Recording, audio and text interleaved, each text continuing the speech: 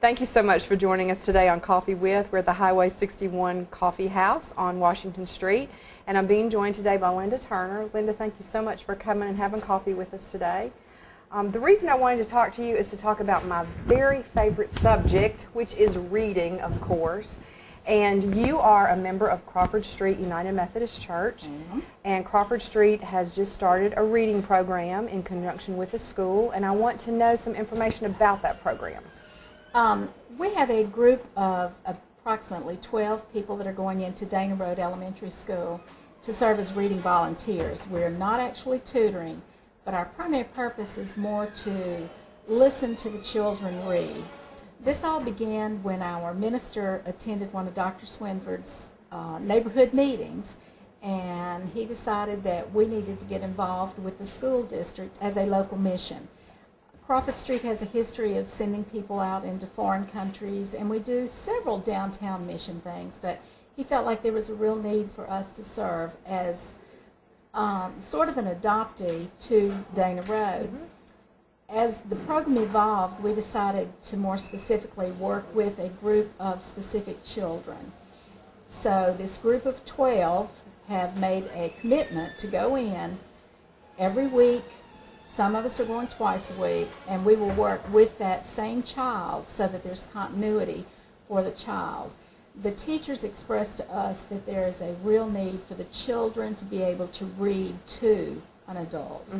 And they have asked us to read a selection to the child, then read it with the child, and then have the child read it back to us. Therefore, they've heard the inflection, they know what it's supposed to sound like, and it gives them some practice and hopefully gives them some confidence to learn to read.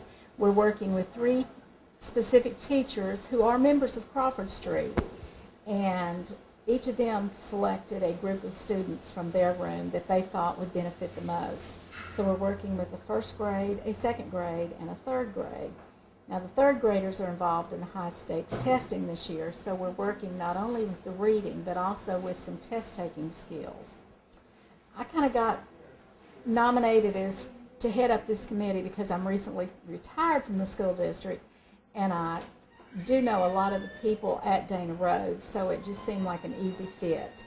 And so we're real anxious to get going, and some of our readers have started this week. So excellent. We're on our way. Wonderful. So this whole idea came out of Reverend Stockett going to the meeting that Dr. Swinford had and recognizing a need and then setting out to somehow fulfill that need in the way that really the members of Crawford Street could.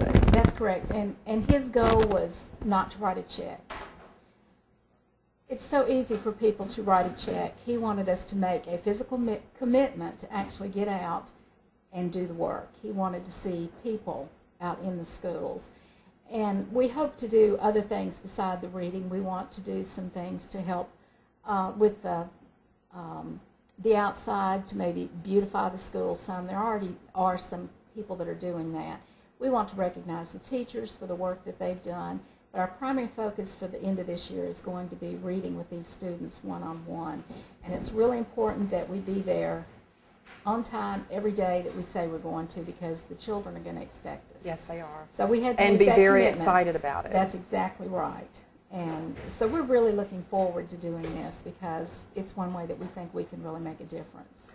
Oh, I absolutely agree. And, you know, like I said, reading is my favorite topic to talk about. And with the Real People Read program that Dr. Swinford has implemented, I have really come to understand how much a life can be changed by developing good, strong reading skills. Oh, absolutely. I truly believe it can alter the course of someone's life. And you know, if they can't read by third grade, they're lost, because after third grade, the curriculum goes so fast and the teachers have so little time for one-on-one as it is. So that's why our focus is on these particular children, these particular grades. Now, I will say that the children we're working with are not the children that are failing. These are children that could go either way. They're the children that just need that little push, that don't have the support at home, that have the mother is working, or there's several children in the household and there's just nobody to listen to the child read. Yes. And that was one of the primary reasons that these children were selected was because the teachers felt like we could make a difference for those children. Absolutely. Well, Linda, thank you so much for coming and talking about this program today. I think it's something that I hope the goodwill will spread throughout our community.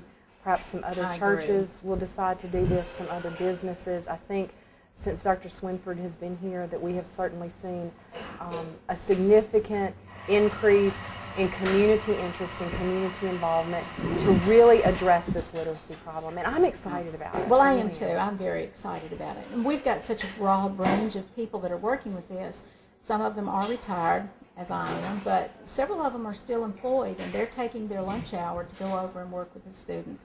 So these are real commitments that we're making here. And I know you also volunteered for Dr. Seuss's birthday. I did. I believe you went to Dana Road, didn't you? No, I went to Sherman Avenue. Sherman Avenue, that's right. I forgot that. Wasn't it so much fun? Oh, it was. It was a lot of fun. It was a blast.